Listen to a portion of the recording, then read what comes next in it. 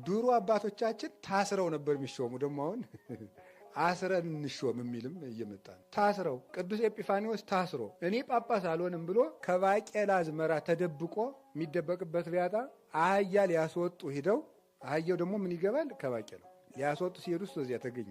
አስረው ነው የሾሙት በግዱ ዘመን። እኛ የምናውቀው ይሄ ነው። እንዲህ ተደርጎ የተሾመ እንደሆነ ጵጵስና 5ቱ መክሊት ፍሬ የምእመናን ሕይወት ያብባል። ቤተ ክርስቲያን ትጸናለች። መናፍቃን ወደ ቤታቸው ይመለሳሉ። ተምረው በመካከላችን ፍቅር፣ አንድነት ይሰፍናል። ክርስቶስ በቤተ ክርስቲያኑ ደስ ይለዋል። እንዲሆን እንደሆነ ጵጵስና የሚሾመው እንደዚህ ያለ። እንዲሁም ቅዱስ ዮሐንስ አፈወርቅስ ጭራሽ እንኳን ጵጵስና ቄስ መሆን አልፈልግም ብሎ ኧረ እኔ ቄስ አልሆንም ብሎ እንዴት እንዴ ቅዱስ ጴጥሮስን እኮ አለው ጌታ በጎቼን እኔን ትወደኛለህ አለው አለ። ማን ጌታ ማንን? ቅዱስ ጴጥሮስን ምን አለው? ትወደኛለህ አለ። አዎ እወድሃለሁ ጌታ እንደወድህ አንተ ታውቃለህ ሲለው እኮ እንግዲያስ ለእኔ ብዙ ጾም ጹም፣ እንግዲያስ ለእኔ ብዙ ስገድ ስገድ፣ እንግዲያስ ለእኔ ብለህ ከመሬት ላይ ተኛ አላለውም አለ። ምንድን ነው ያለው አለ? በጎቼን ጠብቅ ነው ያለው። ክርስቶስን መውደዴን የምገልጥበት የመጨረሻው ፍቅር በጎቹን መጠበቅ ከሆነ እነዚህን በጎች መጠበቅ የምችልበት አቅም የለኝም። ቅዱስ ዮሐንስ አፈወርቅ እኮ እንዲያ የሚለው የዚያን ጊዜ በጽኑ ብሕትውና እያለ ነው። ኧረ እኔ እዚህ አልሆንም ብሎ የሚያስቡ በጎችን እንዴት እጠብቃለሁ አለ። እውነት የሚያስብ በግ እንዴት ይጠበቃል? እነዚያን በጎች ግቸግ ያል መንዳት ይቻላል። እናንተን አንነዳችሁም። የራሳችሁ ሀሳብ አላችሁ። የሚያስብ በግ እኮ ከባድ ነው። በዋሉት አይውል በአደሳደሩት አያድር። ቆይ አባ ግን እንዲህ ያሉ ምን ልማለት ፈልገው ነው የሚል በግ ማለት ነው።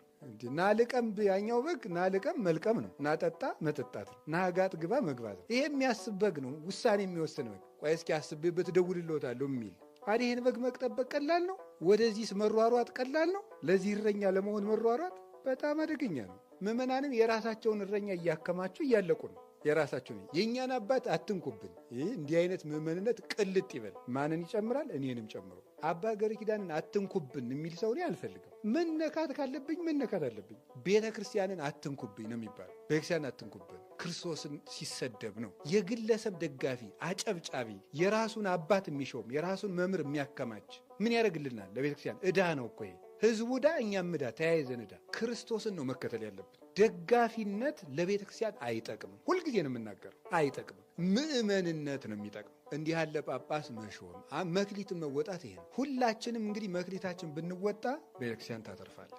ከዚያ እንግዲህ ይኸውላችሁ ሁለቱ ይቀራሉ የጳጳሳቱ። ዲያቆን ጥሩ ዲያቆን ሾሙልን፣ ከዛስ ጥሩ ቄስ ሾሙልን፣ ከዚያስ ጥሩ ጳጳስ ይሾሙልን።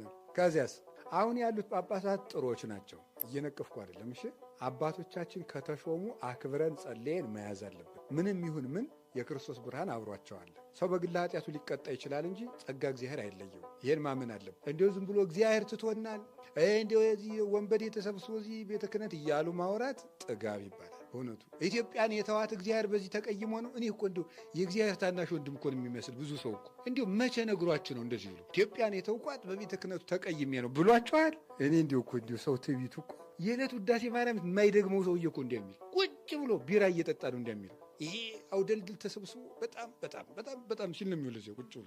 እንዲሁ እኮ መጀመሪያ አንተ እንዲሁ ያንን የምጠጣውን ትተህ ውዳሴ ማርያም በደገምክ እንዲሁ እኮ አይገሩ። እንዲሁ አዝመራን እንዲሁ በውጭ ሆኖ ማድነቅስ መተቸትስ ይቻላል?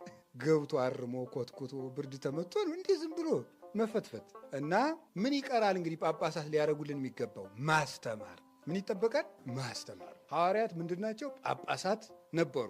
ግን ምንድናቸው? መምህራን ነበሩ፣ የሚያስተምሩ ነበሩ። አሁን አባቶቻችን ሲያስተምሩ አሁን እኮ ለምሳሌ መስቀል ስናስተምር የምንይዘው ለምን ይመስላችኋል? አንደኛ ኃይላችን ይሄ ነው።